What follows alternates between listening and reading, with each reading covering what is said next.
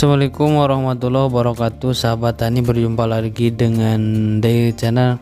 Jadi kali ini saya akan berbagi tentang tanaman atau ipukan cabai.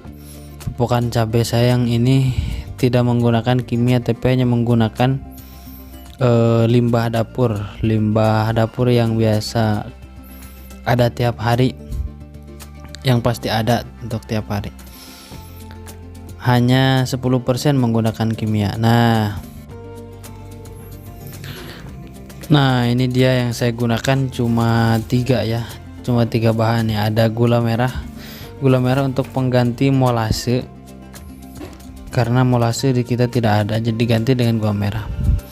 Terus ada limbahnya ini nih, saya korbankan 1 galon untuk mengumpulkan limbah dapur. Nah ini tuh air cucian beras, jadi air cucian beras saya kumpulkan. Setelah dikumpulkan tiap hari,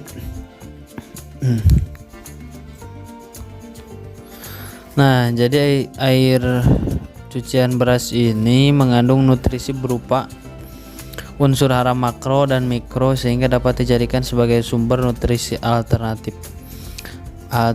Jadi untuk tanaman, sumber hara alternatif juga untuk tanaman.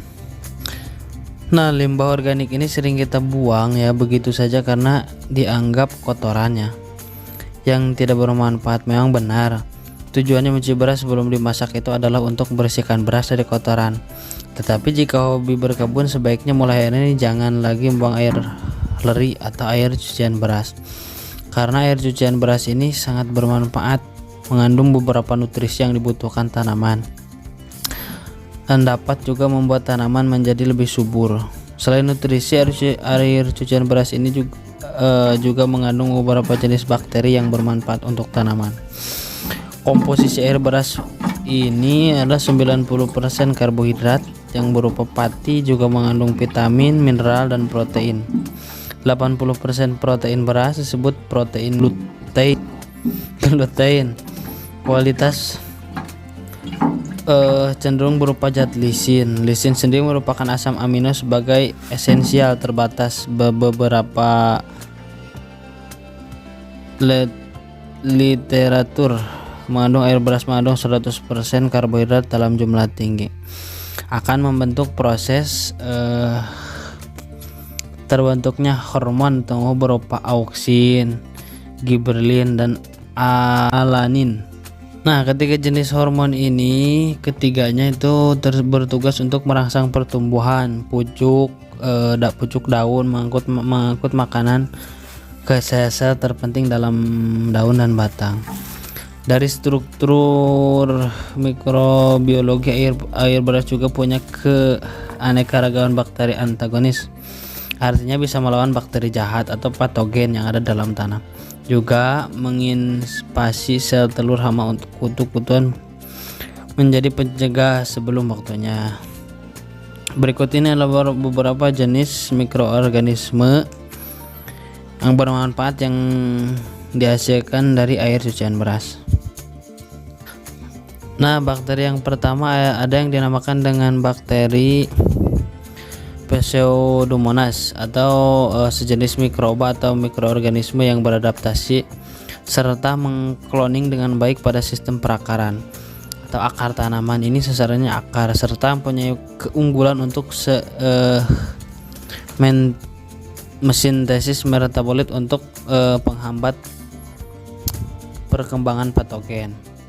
Yang kedua ada bakteri pectolytic pektin atau bakteri pektin, adalah sejenis mikroba yang mensintesis karbohidrat dan asam amino untuk menghasilkan hormon atau tumbuh, atau yang bisa sering kita sebut dengan CPT. Nah ketiga ada yang namanya bakteri Xanthomonas maltophilia. Jadi maltophilia ini untuk menginfeksi sel hama, embun, tepung, karena perkembangan pesat di atas suhu 33 derajat Celcius dan ketersediaan lisis dalam jumlah besar. Juga selain itu, manfaat air cucian beras juga selanjutnya adalah membantu tanaman untuk mempercepat proses fotosintesis. Jadi banyak ya dari air cucian beras itu. Nah untuk kandungan dari air cucian beras juga ini ada banyak nih, ada Pertama ada nitrogen 70,55%, ada fosfor 60,65%, ada kalium 91,11%, ada besi atau biasa dengan kode Fe, terus boron 0,6, terus ada vitamin B, vitamin K, terus ada protein. Jadi itu kandungannya dari air cucian beras. Selain itu juga zat lain yang terkandung dalam air cucian beras itu antara lain juga ada protein, glutin, selulosa atau hemiselulosa, gula, vitamin B 70% dan B3 90%. Pokoknya banyak lah dalam air cucian beras ini. Nah, untuk manfaatnya dari air cucian beras ini sangat banyak ya. Di antaranya yang pertama, mampu menyuburkan tanaman dan menyeterilkan tanah. Yang kedua, mampu meningkatkan pertumbuhan tanaman.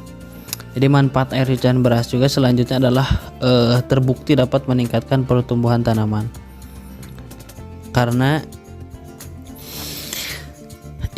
senyawa organik yang terkandung dalam saripati air cucian beras itu akan membantu mendorong bakteri yang ada dalam tanah dan menguntungkan untuk meningkatkan pertumbuhan tanaman. Nah, manfaat yang ketiga, mampu memperkuat tanaman. Banyak yang tidak mengira bahwa manfaat air cucian beras ini sangat bisa memperkuat untuk tanaman. Nah, hal ini karena terdapat kandungan vitamin B dan E serta mineral yang terkandung dalam air cucian beras. Vitamin B dan E berperan dalam terjadinya biosintesis pada tanaman, berfungsi sebagai antioksidan, sedangkan mineral memiliki peran mendasar untuk meningkatkan ketahanan tanaman di bawah suhu tinggi. Nah, yang keempat, mempercepat fotosintesis. Yang kelima, melindungi tanaman dari hama. Karena air cucian beras ini mengandung protein yang memiliki berbagai peran enzimatik atau struktural dan fungsional, serta berguna dalam proses fotosintesis, biosintesis, transformasi zat hara, dan kekebalan terhadap mikroba patogen. Terus yang keenam, membantu tumbuh kembang tanaman. Seberabit ya. Nah, untuk yang ketujuh, dapat menghilangkan bau tanah akibat kompos. Jadi bakteri baik tersebut juga dapat membantu memecah bahan organik dalam tanah dan menghilangkan bau. Kan biasanya kompos itu atau POC kan bau. Jadi dengan air cucian beras itu yang bau sangat menyengat dapat dihilangkan. Nah, itu sebagian dari manfaat air cucian beras. Jadi jangan untuk kedepannya jangan buang air cucian beras, karena sangat bermanfaat untuk tanaman. Untuk cara pengaplikasian dan cara pembuatan fermentasi akan saya buatkan dalam video selanjutnya. Mungkin sekian yang bisa saya sampaikan. Wassalamualaikum.